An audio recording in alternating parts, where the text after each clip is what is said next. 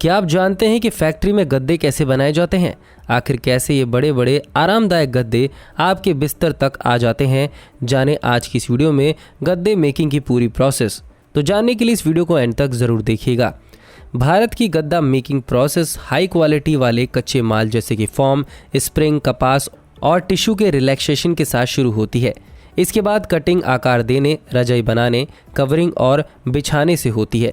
भारत में mild makers भी environment के अकॉर्डिंग मटेरियल और प्रोसेसिंग और 3D प्रिंटिंग और स्मार्ट माइल्ड जैसी टेक्नोलॉजी सफलताओं को अपनाते हैं। गद्दे हमारी दिनचर्या के लिए बहुत ज़्यादा महत्वपूर्ण होते हैं। ऐसा करते हुए हम अपने जीवन का 1/3 हिस्सा सोते हुए निकाल देते हैं। फोम, स्प्रिंग, कपास और मूल जैसी विभिन्न किस्मों का उपयोग करके स्लीप एसेंशियल का प्रोडक्शन किया जाता है। वस्तुओं के निर्माण में कई चरण शामिल होते हैं, जैसे कच्चे माल का सिलेक्शन करना और अंतिम उत्पाद की ट्रेडिंग करना। गद्दा निर्माण व्यापक नियंत्रण उपकरण पर जोर देता है ताकि ये सुनिश्चित किया जा सके कि पूरा उत्पाद आवश्यक आराम, स्थिरता और सुरक्षा को पूरा करता है। हाई क्वालिटी और नरम गद्दे की मांग में वृद्धि के साथ भारत का गद्दा निर्माण सकारात्मक दिखाई देता है। क्या आप जानते हैं दिलचस्प बात क्या है कि ज़्यादातर गद्दे फोम या स्प्रिंग से तैयार किए जाते हैं, फिर एक आरामदायक नींद का अनुभव बनाने के लिए स्टेबल किया जाता है। भारत में इस्तेमाल की जाने वाली सामग्री को बनाने के लिए सामग्री के प्रकार के आधार पर अलग अलग इसे डिस्ट्रीब्यूट किया जाता है। हालांकि सबसे व्यापक रूप से उपयोग की जाने वाली सामग्री फोम, कपास, कॉयर और लैक्टस होती है। सबसे पहले दोस्तों कच्चे माल के डिफरेंट सिलेक्शन किए जाते हैं। भारत के निर्माता और प्रोडक्ट में फोम, स्प्रिंग, कॉटन और फ्रूट का यूज़ करते हैं। फोम और स्प्रिंग सबसे अधिक यूज़ किए जाने वाली सामग्री होती है। उनके पास अलग अलग विशेष गुण भी होते हैं।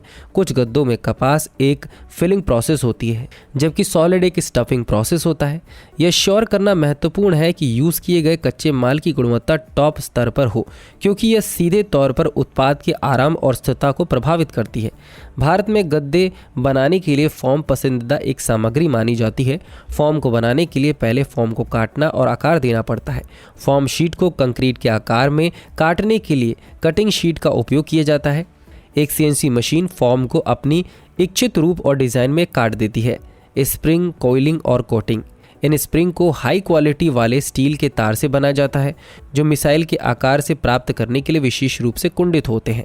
बाद में कुशल मजदूर तार और क्लिप का उपयोग करके उन्हें सुरक्षित रूप से एक साथ बांधने के लिए हाथ से सिलाई को इकट्ठा करते हैं। यह जटिल प्रक्रिया सुनिश्चित करती है कि प्रत्येक स्प्रिंग गद्दे को ठीक और सावधानी से तैयार किया गया है। क्विल्टिंग और सिलाई तकनीक। फोम या स्प्रिंग डालने के बाद फोम निर्माण के अगले चरण में क्विंटिंग और स्टिचिंग शामिल है।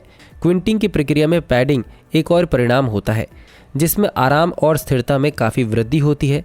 यह एक विशेष मशीन का उपयोग करके किया जा सकता है, जो फोम या फिर स्प्रिंग कोट पर अतिरिक्त पैडिंग को कर देता है। इस प्रक्रिया के बाद अगला कदम आता है सिलाई करने का। सिलाई से सभी सामग्री और गद्दी और आकार को उचित रखने में मदद करती है। सिलाई के लिए विशेष सिलाई मशीन की आवश्यकता होती है, जो कवर और कपड़े के बीच एक प्रोटेक्शन लेयर सुनिश्चित करते हुए कपड़े और फोम की मोटी परत को संभाल लेती है। गद्दे बनाने के संबंध में अंतिम चरण में क्विंटिंग और निर्माण शामिल है, जिसके लिए टिपिकल कॉटन और सिल्क जैसे हाई क्वालिटी वाले कपड़े का उपयोग किया जाता है। एक विशेष सिलाई मशीन फॉर्म और कपड़े को गद्दे में बदलने के लिए सिलती है। अंत में इसे बड़े प्लास्टिक में पैक कर दिया जाता है और ट्रांसपोर्टेशन के दौरान सुरक्षा के लिए नोट्स बॉक्स में डाल दिया जाता है।